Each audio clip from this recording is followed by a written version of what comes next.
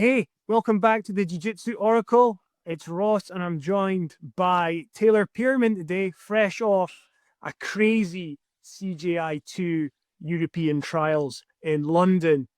Uh, let's just dive straight into talking about the event, Taylor. The reason I got you on the podcast, asked you to come on, is because I want to get an athlete's perspective of what it was like on the day. So why don't we just start there? How did you find the event? Well, the event was held in the gym I train at every week, so I was like, I knew the gym. Obviously, it felt like almost comfortable to me. When I heard it was going to be in the gym, I was skeptical. I was thinking, how are you going to fit people in it? Because the gym's very small, as I'm so sure you can see on the video.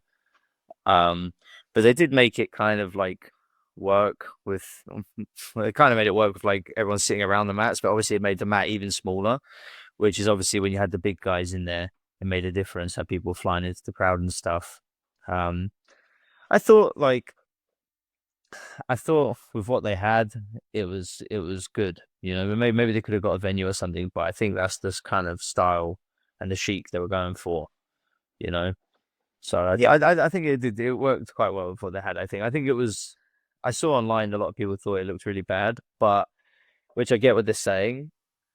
But when you were there, it was actually fun. It was fun to watch the matches, and there was a good atmosphere, and yeah, it was fun to compete, you know, in that environment. Yeah, so Also, you didn't mind taking part in an environment like that where there was like, a lot of time where it was spilling off the mats and sometimes going on to hard floors and sofas and all sorts of stuff. But like, how did you find that from well, your perspective? yeah, luckily for me, none of my matches did that. In my second match with Paul, every time we went right near the edge, I was like, "Do you want to go back in the middle?" Because I'm like falling over someone behind me when he was like pushing me in. I was like, "Well, do you want to go back to the middle?" Or and he would still keep an underhook. I think he was thinking in his head, "Oh, should I just try and take him down?" But I was like, "Come on, man, let's go back to the middle." So that was annoying, having to keep resetting, and obviously you had to keep circling and stuff, because the mat's so tiny, so you couldn't really wrestle like properly on that mat. But yeah, it was weird. It was definitely weird. Like I've never seen anything like it, but I thought it was fun. It was good. Yeah, I once spoke to a really good competitor who did a Naga event in the UK. It was like 5 years ago or something, pre-COVID and all that. But like Yeah. they were used to competing at like all sorts of events, and they said that they loved the Naga vibe. You know, they just loved going in. Naga was still doing everything like pen and paper, and there was Yeah, no old flash school. computers or anything like that. Everyone was Mm. close to the mat. And they said they really enjoyed it. So I wondered whether like you kind of like that vibe. Maybe, it's a big contrast to like the IBJJF style of doing things. Yeah, yeah. Naturally, I feel I prefer doing tournaments as opposed to super fights. I know this was like a tournament bracket, but it kind of felt like a super fight because it was only two. So it still felt like just two super fights. Do you know what I mean? So I actually prefer the tournament bracket. I don't know, like the tournament style. Like I would prefer to go to like the worlds or trials and be and do kind of compete all day. Like I don't know. I feel it's just better. Maybe it's because I grew up doing more tournaments and super fights, you know. So because I all come from a gi background, so there wasn't many super fights in the gi. It was like back then, it was like everyone just did tournaments. So I feel like much more natural for me to do tournaments. So this kind of felt like the super fight show, which I don't like as much, but yeah, I know what you're saying. Like the Naga, like when you have referees just like wearing like jeans, eating a slice of pizza or something, or they're refereeing like proper old school, you know. I like that too. So there is something to that, but I just wonder whether where grappling is now, with like the top competitors taking part in it. You guys are basically professional grapplers, right? You earn all your money from grappling. Yeah. You get money for competing. You also run gyms and stuff like that as well. But like maybe there's like, is there a certain amount of professionalism that we kind of need to see, regardless of trying to go for a more fun vibe? Yeah, I don't know. Yeah, because that when Lachlan Giles had his trials, it looked much more professional. But I don't know if the content would be as good. I guess we'll see how all the video comes out. Because unfortunately, our trials didn't get streamed, which I think was massive. I think that was like a big miss from them. I think. I wish it would have been streamed. That would have been much better. I know there was like a live stream on the phone, but if it had been streamed properly, I think it would have done a lot better. Um, yeah, it's just completely different vibe, isn't it? The Lachlan one, they had a pit. Do you know what I mean, they had everything, mate? It was like proper, you know. So this wasn't. But I feel like this was kind of slung together pretty quickly. It wasn't pre-planned, like ages ago or anything like that. Um, I don't know. It's hard to say. It was good. I think some people loved it, and a lot of people really didn't. But I think if you were there, you would probably feel a bit different. I think watching it online maybe looked much worse than it actually was. Yeah, I think my feedback's like I can. Some people who've seen clips of all the mad action kind of loved the scrappy aspect of it, but a lot of people who watched the Instagram live and saw the event as it is weren't big fans of sort of like a amateurish kind of vibe Yeah. about the whole thing. You know? I get that. I do get that. But I think that comes with the whole like like not Craig, but like the whole thing. He just does like his own thing, doesn't he? So I think maybe they wanted to be a bit different, and then Faris organized it, so maybe they wanted to just be different. They didn't want it. Faris is not like by the book sort of a sort of guy, is he? You know, he's not that kind of guy. He's going to do like Lachlan's very much seems by the book. He's going to do everything like professional, proper, and but Faris is just not like that. So I don't know. Yeah, well, the thing from is we can chat about like the polarizing views of it, but like, what I'm interested in talking to you is like your perspective of it. So if like you're kind of cool, and if the other competitors you spoke to were kind of cool with the setup, as it were. Yeah, I think literally the main issue I think was just the size of the mats. I think that was the big issue because I saw like for me it never happened, but I saw people get speared off the mats. Or like Tom Bradshaw got speared by Marcin off the mats into a crate of beers, you know, all glass bottles. None of them smashed, obviously, but it could have been bad. Like, Yeah, I think there was a back take on the sofa that was really near to like coat hooks above guys' heads. yeah, I know that's what I was about to say. So I was there. So after my match, I was chilling. I was playing chess on that little sofa, and I was sitting next to one of Ben Bennett's students who had an injury on his knee. So he had a crutch there, and his legs all strapped up, and like he's like done his knee in. And we're both sitting on the sofa. I'm just playing chess, like trying to like just cool down between my matches and just trying to like chill out, whatever. And I see Linus and this Norwegian guy, he's Langaker student. I don't know his name, but they're kind of coming towards us, and I'm like, are they gonna crash? Are they gonna come this way? Probably not. And then I see them come more, and I'm like, oh shit! And I dive off to the side, and that's when they piled onto the sofa and started like, I don't know if Linus's head hit the coat hooks, but he looked close. And I think Ben Bennett's student, I can't remember his name, as well, he's a young kid. He's good. He got trampled, and then Ben jumped in there and started pushing the guys because they trampled him, and it was all kicking off. And I was like, oh fuck. Because I think maybe an idea was like with the crowd being so close that they would form a kind of barrier. Yeah, It seemed to be there was just a hardening of people. yeah, they just parted, man. And I think because they were sitting down, so they can't stop these people, especially the big guys. I wasn't there. I was obviously getting warm in the back and stuff when Heike and Felipe Gaia were going. I think I didn't see that, but they're two giant guys, man. You're not going to keep them on the mat. There's no chance. It's like over 200 kilos between them. Like you're not going to keep if they're just running off the mat, and they both just wrestle. Yeah. So you're not going to keep them on the mat. There's no way. And then the other thing that kind of came, I think that happened. This thing I'm going to talk about happened in that match, but there was like because there's poles, padded poles and stuff in the room. There was like wrestling happening up against the pole, and then like get onto your matches later on. But you know, in your overtime situation, you got backed up against a wall, and he pushed me because there was no room, and he pushed me up between the crowd and the wall, double legged me on the wall. Oh, fuck. Because we'll cover that. Yeah, okay, yeah, sorry. Yeah. We'll cover that a bit more when we come on to the matches themselves. But like, I thought it's kind of strange that like you could maybe push a guy into open space, or you could maybe push him up against a wall, right? Like, it's like, what kind of environment are we taking part in here? You know? Yeah. It's kind of like a crazy sort of room where like some areas you can end up on a sofa and some areas you can end up against a wall, but we're going to just keep the action going. Yeah. You know? So I thought maybe from an athlete's perspective, that would be hard. It was hard, yeah. Luckily, I'm a guard player, so it didn't affect me as much if I was a wrestler or something. But obviously in the finals, it kind of fucked me over a little bit as well. Sorry, can I swear? Yeah, you have. So I think we're good. Okay, sorry, man. Fuck. No, it's okay. It's okay. I don't think like I have. There's no monetization or anything on the podcast. I think people will be on. Yeah, all right, but yeah, he screwed me over in the finals. Yeah. Okay. Another thing, like perspective wise, would be what do you think about like alcohol being consumed, chucked around, sort of like tarpaulin on the mat in case of spillage, etc. Like, is that too far or is that okay? It's just not a standard jiu-jitsu event, is it? Like it kind of felt more like an MMA event. Like you've probably been to MMA, you must have been to MMA events. You know, everyone's just getting like pissed in the crowd, like launching beers and stuff. That's kind of what it felt like. I've never actually been to a jiu-jitsu event where it's been like that. It's the first for me. And I found it quite funny. I liked it, but I can understand why people wouldn't. Yeah. Yeah. Yeah. Okay, so let's get into the event itself, right?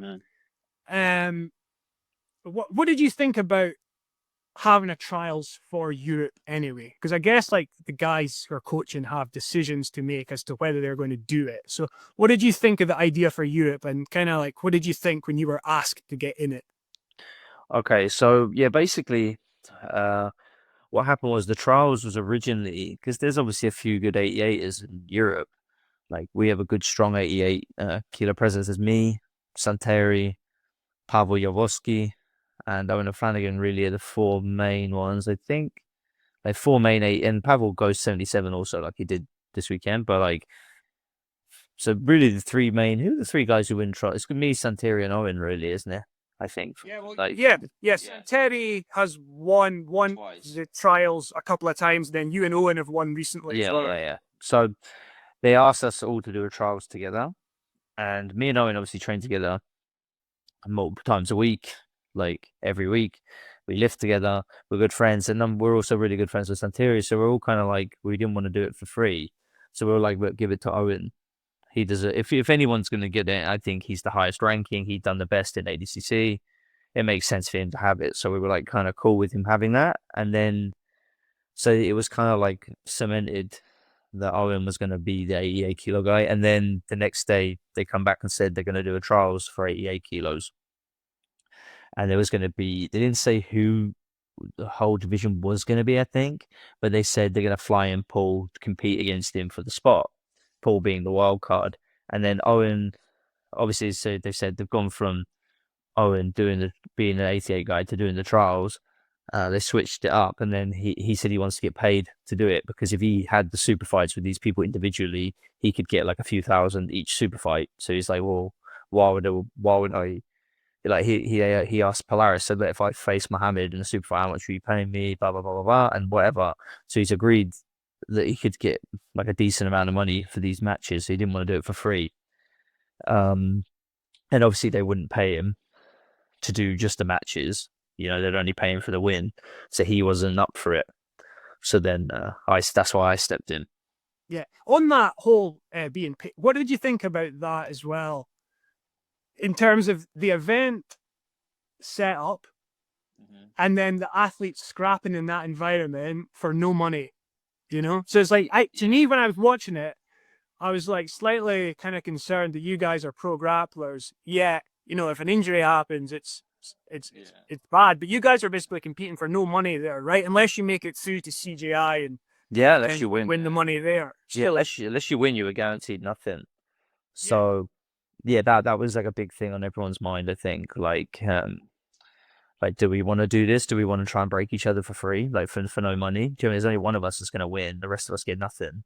Is that what? And I thought that was interesting from the perspective of like the CGI, the event itself. The first one was very big on paying grapplers. Yeah, like that was like a huge selling point of it. Like everyone's going to get paid, you know. And then I might be wrong, but like as far as I remember, like Faris has been vocal recently off the back of Polaris, you know, talking about athletes' rights, etc. Right? You might have heard more than that than I have, but yeah, he's big on that. What is it? Fighters starve, promoters feast, or something like that. I don't know. But then, so like you're, like we can, you guys were getting no money for showing up for that event, though, right? So I thought that was a bit like, you know, especially given the environment where things were happening. Yeah, You know. yeah. This was on definitely on some of the athletes' minds, probably not all of them. Some of them don't care, but on our minds, we're kind of like when we were all going to compete against each other, we were like, why do we do this for free? Like, we're not that like. It'd be great to be on the event, but like, I wouldn't want to. We wouldn't want to try and break each other for it for free. Do you know what I mean? That's the only thing. Yeah. But then my own wasn't there, and I was definitely going to do it. Do you know what I mean? Yeah. So Yeah. And then the other thing on like the strength of the 88 division in Europe would be that when Callum, my usual co-host, who's away traveling just now, but when we first sat down and started talking about it, we thought like, well, how can you fit Taylor and Owen and Terry and all that on the team? And I thought maybe you might go 77. Owen could even try go 99 because he's like quite big. You know, you never like, you know, to make it work, might be willing to do that sort of thing. So well, we actually tried, but when CJI was announced as a team event, we actually tried to get a Los Banditos team. And like we were going to have rather Joe, obviously the coach at Los Banditos, at 66, or potentially Owen Jones if he wasn't in the B team squad. We're going to have me at 77, Owen at 88, Charles Negamonte at 99, and Faris, I think, or like, though I can't remember which weights they're all going to do, but it was going to be us. That's what we tried to get on, and they couldn't do it. They needed like a more variety in Europe to have like for that European team. They couldn't just have everyone from one gym. You know, but that in our minds, when Ferris became the coach, we were like, right, maybe we can do Owen 66, me 77, Owen 88, and then go from there. But, you know, they wanted to do the trials, and then it ended up how it ended up. So you thrown your name into the trials, and then was it just a case of sitting and waiting and seeing what other guys would get thrown in as well? Because like you said, all of a sudden now we've got like Paul Ardilla coming over from the US, competing in European trials, and well, he did get through, which we'll get onto later, but he's now the wild card in the team. But like, how did it go for you once you thought, well, I'm definitely doing this? Yeah, so basically, I was in the 77 squad, the trials originally, because Mateus hurt his arm, tore his bicep. So, he tore his bicep. Then they said, right, Taylor, do you want to trial for 77? I was like, yeah, cool. And it was me, Tara Kopstock, Pavel, and Tom Barry. And then Owen was meant, that was when Owen Flanagan was meant to do the 88. Owen didn't want to do it. So then when he dropped out, they couldn't find another 88, and I didn't want to cut 10 kilos. I'm like 88 kilos. I was like, man, I really don't want to do 77, but I'll do it if that's what it takes. So I'd much rather do 88. So then that's when I bumped up to the 88, and I knew at that point who was in the event.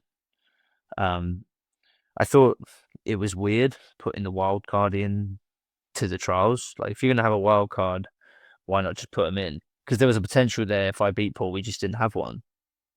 You know, which was what on everyone's mind. I think we all thought that was a bit of a weird one. But like, why just put whoever in? And not that Paul isn't world class. He is. Like, he won trials 4 or 5 times. Like, yeah. When I fought him, I could feel he's very solid. Like, hard to do anything too. I could feel he's like a world class athlete. You know, so. He's definitely good, but I mean, we were maybe saying get Roberto Jimenez or something for plus 99. He's great with the big guys. That would have been like a killer wild card, and then we were saying maybe have me and Owen in at 88, 99. But yeah, I don't know. Well, on that, if I was general manager, if I was putting a roster together for the team, I would want control over who's in the team. But I think the trials leave too much to chance. Maybe a guy has a bad day. Maybe he plays above average and has a really good day. Kind of like skews it a little bit, right? And I think I said the Australasia trials, I think, worked very well for their over 99 slot because there was a big question mark over that place once Josh Saunders wasn't going to do it. And then Bilal has come through, and actually, like, I think he's a great addition to their team. The way he plays is really dangerous with submissions. Yeah. And like that makes sense for holding a trial to fill that slot, which there was a big question mark over. But otherwise I would want control, like Lachlan picked Levi, Lucas off the bat, you know. And then the other thing on having control is like spending your wild card. And like, with all respect to Paul, who's amazing at ADCC trials, but the other teams that have already played wild cards have picked world champions. You know, Pena going with Atos, Fabricio Andre with Australasia, and then Victor Hugo with B Team.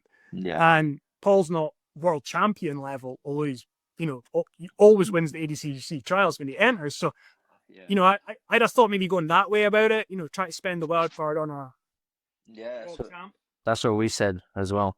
Because we all trained together, so that's what people were saying. But ultimately, it wasn't our choice. Like, he had to make the choice himself, I guess, and that's what he wanted to do. Yeah, yeah. So you've got the shout, and then you've seen Paul come in, and there's speculation online as to like how Paul made the way to the European trials. I know he was a vocal. I think he was a vocal campaigner for it, and Craig had recognised that and had said when Craig announced the wildcard idea that he would try and get Paul in somewhere. But Paul's been picked in the division, and I said off the bat I thought this division was going to come down to you and Paul, and it would be a close match, and that's what transpired. Is that what you were expecting? Yeah, I knew it'd be me and Paul in the finals. Obviously, you can't overlook anyone. Mohammed actually had a good performance against him as well, and Ben's obviously tough, but I did think it'd be me and him in the final. And I did think, I thought it'd be boring, because that's why I said to him beforehand. I said, like, what are the stalling calls going to be? Because I knew it would be like that, because I'd seen him play. When he's on bottom, he's lethal, and when he's on top, he doesn't do anything. I've seen it, and I watched all his PGF run. I've watched all his trials runs, not just recently. I've watched him for years, and I know he's very boring when he's on top. He doesn't. When he's on bottom, he's a killer with the subs, and he's a good wrestler. Well, I think he used to wrestle before. I don't know how good he was or anything. He's better than me, clearly. But I know he's like a demon on the bottom, but when he's on top, I've just seen him sit on the knees, not doing much. So I was like, what are the stalling calls going to be like? Because on like PGF, they had like did you watch that, PGF? Not much of it, no. So when you stalled, they're like, right, shot clock. And then they start, you start and top turtle like behind them. So you get there. But if they're stalling, they give you, it's like wrestling or something, right? That's like ready to do it. Yeah, you get a time that you have to work. And if you don't, then they give you a bad position. So I was like, I said to them, what are you going to do to enforce stalling? And they said, we're going to give penalties. And I said, well, does that then trump, is that like an IBJJF where at the end of the match, do the penalties decide who's got more penalties? I said, what is the penalty? And I don't think they really knew, really. I think it was like, if you have 2 penalties, but you go for a sub, you're still going to win. It was very like blurred.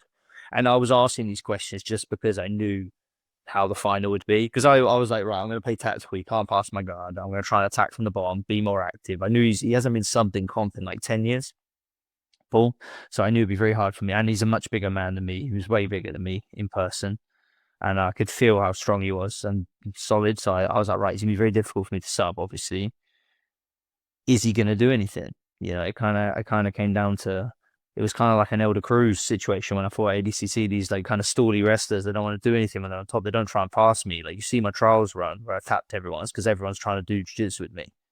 Like if they don't, it's very hard for the guy on bottom to force the action. If they're just kind of palming you down, they know they're trying to pass. Like, I don't know if you watch my first match with Ben, I never stall when I'm on top. I'm always looking to pressure forward and finish the pass. I never stall. And to be honest, since a kid, it's been one of my biggest problems. I don't know how to stall properly. Like, I'm not even trying to stall. Do you know what I mean? I'm actually not, when people say it's not doing anything, I'm not trying to do that. I'm actually trying to. Like, I've actually lost matches because I can't stall. I can't just not do anything. I'm always trying to, like, progress the match, So, but they couldn't really give me a direct answer of what would happen. And we ended up both getting 2 penalties. And then they actually give him a third warning. They didn't give him a third penalty because they were like, they're going to double DQ us because we were doing the double guard pull thing. I knew he was going to come up then. I was like, I was a game of chicken, I was like, you don't want to get double DQ, do you? So he came up, and then they actually gave him a third like warning, not an actual penalty, because they didn't want to DQ him. Obviously, you don't want a final to end like that, which I understand. But then, I don't know, there needs to be something to like reinforce that, I think, to stop them stalling. Yeah. I think in different events, like some referees are very insistent on there being action and making there be pressure on athletes to do stuff. Some are a bit more standoffish. Some are like, I like the speed at which AJP dishes out stalling guarantees. You know, they seem to be very quick on it. But like the thing on that is when I saw the poster for the event that went up first advertising it, it was like stalling will not be tolerated. Yeah, that's why I asked. Yeah, because I thought, right, you're gonna have to enforce it somehow. How are you gonna enforce it? Yeah. Because if people don't fear stalling penalties, they don't care. They just Yeah. won't care, all they so. And then it's so the match itself, it sort of like the early part of the match was you two both sitting trying to end with feet and their legs, yeah. Yeah. And then ultimately Paul's ended up top position. But like I thought at the end of regulation, 8 minutes, because it was never said there was going to be overtimes and stuff like that. So it was in the out. So it was end of 8 minutes, and I thought, well, I think Paul's more inactive than Taylor, so I'm expecting Taylor to be given the nod here. Me too. You expecting that as well? This is what's going through my head as well, because he got the third warning as well for stalling, and the last, especially 3 minutes, I would say, I'm only trying to pull him, like come up, engage, and he's just palming me down, not trying to do anything. It's like, so I was like, well, who can you really give it to? He tried like to jump past my guard, like maybe once or twice, but in the whole 8 minutes, but that's like one blitz and doing nothing. I don't know. I was like, who'd you really give it to? I think he maybe had the bigger moments because of that, but that's not nothing. You know, it didn't really pass me or anything like that. You know. But then you're needing, like you think that there's judges that understand jiu-jitsu. So if there's action but there's nothing happening, they're not going to reward that because they understand that someone moving around doesn't necessarily mean that they're doing good jiu-jitsu trying to win the match. You know what I mean? Yeah. So was it just Freddie making the calls, or were there people, the judges? I think, I don't know. Who knows? Who knows? And I think so. I think he was like the main one, but it's definitely probably like a group thing. But they actually told me afterwards that Paul was going to get the nod after the first one. And I was like, oh, fuck. So they said they would give him an overtime to maybe give more of a chance to me. But then, given the stipulation of the ADCC rules, obviously screwed me. All right, okay, yeah. So let's just set the scene, right? So it's got to the end of the 8 minutes, and then what I saw on Instagram Live on my phone was Faris grab the mic, say something like, "Who wants to see some more?" And then be a 4 minute overtime, and then it being under ADCC rules. And you looked surprised at that point to me. Yeah, because obviously the ADCC bit was chucked in there, so I couldn't play gut. That was why specifically that was said. Because obviously no overtimes have been given the other 9 matches or the other 8 matches of the day. That was never said. And then it wasn't just like a sub only overtime, which even though that wasn't explained, I could kind of get that because it was so like evenly matched. I guess it was just nothing happened. It's not like I won. No one won. No one done anything. So it's just like, but if you're gonna give it to someone, maybe give it to him, maybe give it to me. I guess they were gonna give it to Paul. So like maybe we can, but it's like seemed a bit because no one really won. So they're like, right, let's do an overtime. But they did that. They put that stipulation in, so I couldn't pull guard. Because you've got all sorts of overtime rules that you could utilize. I mean, at the other end of the scale, you got EBI rules. Yeah, that would have probably been bad considering I've never competed with them, and I feel Paul has a loss. But my point is that you've got all sorts of overtime rules, and then all of a sudden they just picked like one style, and like it's not like you prepped going into the event. Right, if it goes to overtime, it's going to be EDC overtime rules. I need to get this down. I need to get my wrestling, or how I'm going to get to guard needs to be down. All of a sudden, it's just sprung on you out of nowhere, right? Yeah, completely. Yeah, complete shock. That's why I was so shocked. I was like, oh, come on, that's not cool. Because I knew at that point it kind of signed my death for him. To be honest, he was going to take me down in 4 minutes. Yeah, for sure. Yeah. So for people looking on who've maybe not watched loads of your matches or seen you in events where like this isn't really the way the game's played, but like you're very much a guard player in competitions. Yeah. Fair to say. In my life, in my whole competition career, my entire life, I've had one takedown competition. To be fair, I'm working a lot of my wrestling now. I am doing it in the gym, but still nowhere near to a level that I could wrestle someone like Paul, who wrestled before, who wrestles at age, who wrestles like top people in ACC gym. I'm nowhere near a level yet to do it in competition. I guess something like that. So yeah, that was basically. But also you come up competing with rule sets that allow you to play guard. Of course, right? yeah. So it's like, rules always dictate like what decisions are made in sport, etc. Right? So like if all of a sudden it's like now you're in an event where only wrestling's applicable and you weren't expecting it, it's a shock, right? And then it takes a while. And then so I just found that a little bit strange, and I wondered what your thoughts on it as you were on the mat and it was happening to you. Yeah, I felt really like bothered by it. I felt like annoyed, obviously, and frustrated because I was like, you're just sending me to lose. That's the way it felt like at the time. At the time, that's why I felt like you're trying to make me lose. Maybe because, and in my mind, I'm thinking because this is the wild card, you want him in instead of me. And obviously everyone's kicking off. My corner are kicking off. They're like, but then he was just telling me to just try to focus, just try and lock in. Let's just try and win. Do you know what I mean? Let's just try our best to win. And I just got down, just tried to do the best I could. But I was already very tired at that point because I kind of gave everything. I know it didn't look like anything happened, but I was honestly trying to pull and engage. He's just hitting me, and he was very tired also. He was very tired from just like holding me, not doing anything. He was also extremely tired. I could feel like when I was hanging on his head, I could feel him gasping, and like he was also very tired too. So I don't think he knew that this was happening either. But that's what I was going to bring this point up, is like, as an athlete, you budget for your time, right? Yeah, of course. So you've budgeted 8 minutes of energy expenditure, right? Yeah. Physical and mental. Yeah. And then you're kind of checked out by the time it's done, and they're like, right, another 4. But you got to do what you hate the most. Yeah, I was like, oh, no.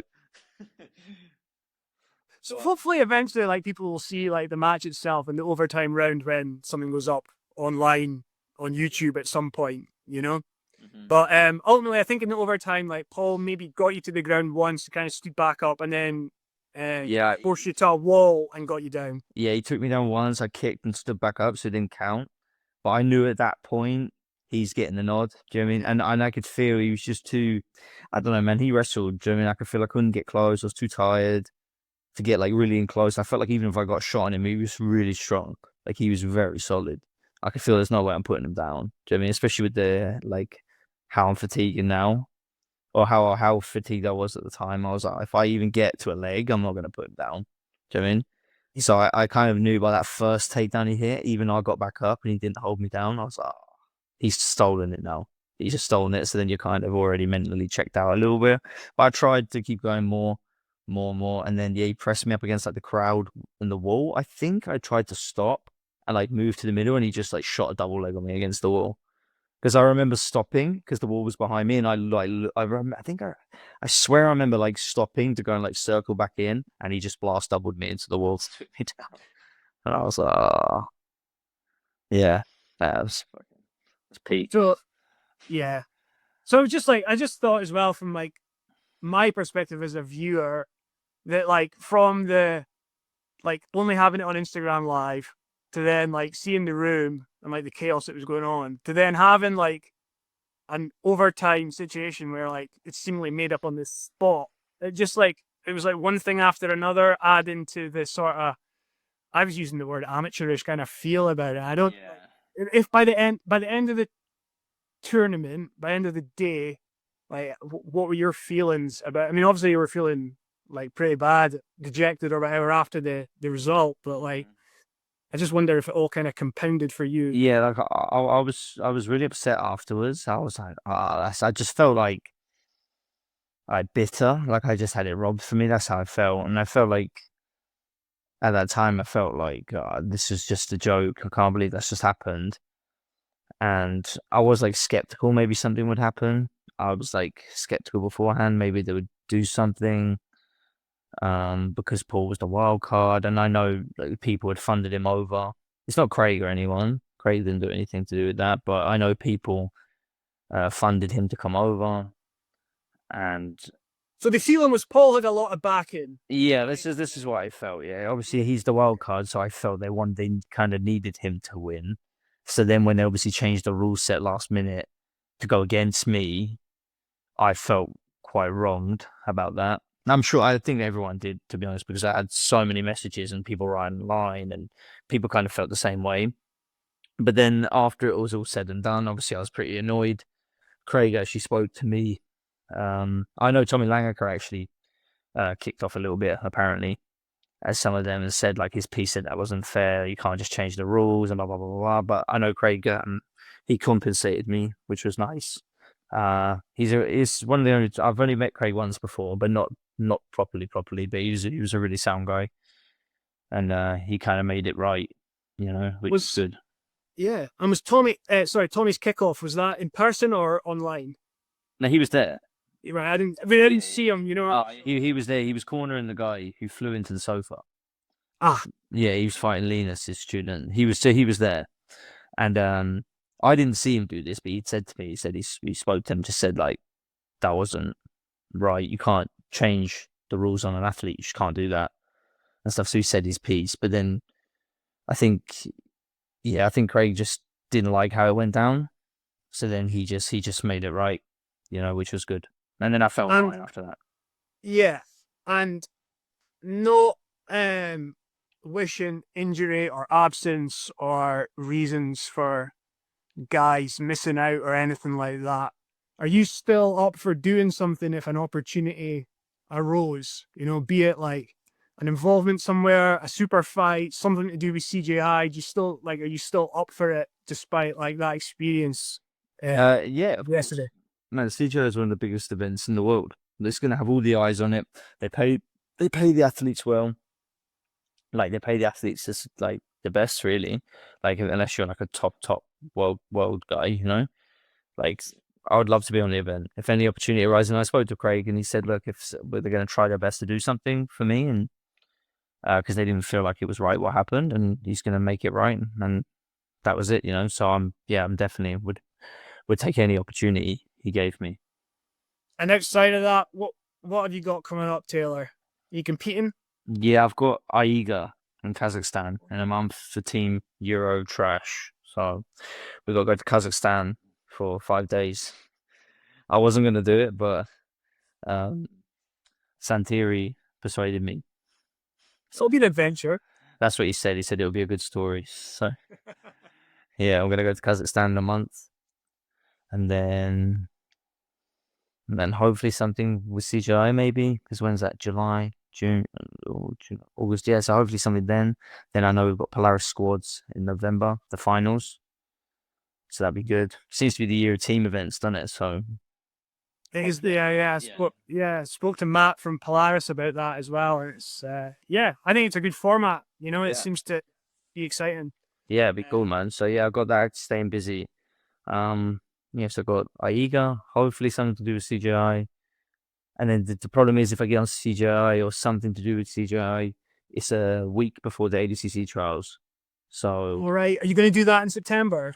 It depends. If I go to Vegas, I don't know. But if I don't, obviously, yeah. Yeah. But there's 2 shots, of course. There's 2 shots, of course. Yeah, exactly. But I think it'd be hard to go from Vegas to go and do the trials, which is like a very physically, mentally demanding tournament, Yeah. Especially if after the CG, if I go to Vegas, you're gonna obviously party a little bit. It'd be hard not to. So it's gonna be like hard to then go and do the trials after that. But we'll see how it all works out. Yeah, funny, eh? We're already looking forward to 2026. Will you win a trials? Will you make it to ADCC? Craig's just announced again that CJI is going back to a tournament format with the individuals. Yeah, I see that. So I see that. That'd be cool to get on that one. Good time to be a pro grappler, Taylor. Lots of stuff going on. I feel like it is, man. Yeah, it's finally. Like, when I was younger, you can never imagine sort of getting paid like this. So it's come a long way. Yeah. Well, hopefully see you out in action again soon. And I appreciate the time. And like I said, just that event was so crazy yesterday that I think people will be really interested to hear from someone that was in the thick of it all. And probably no one had like a wilder experience than you through the day. So yeah, probably not. But yeah, at least I didn't get chucked into a chair or anything.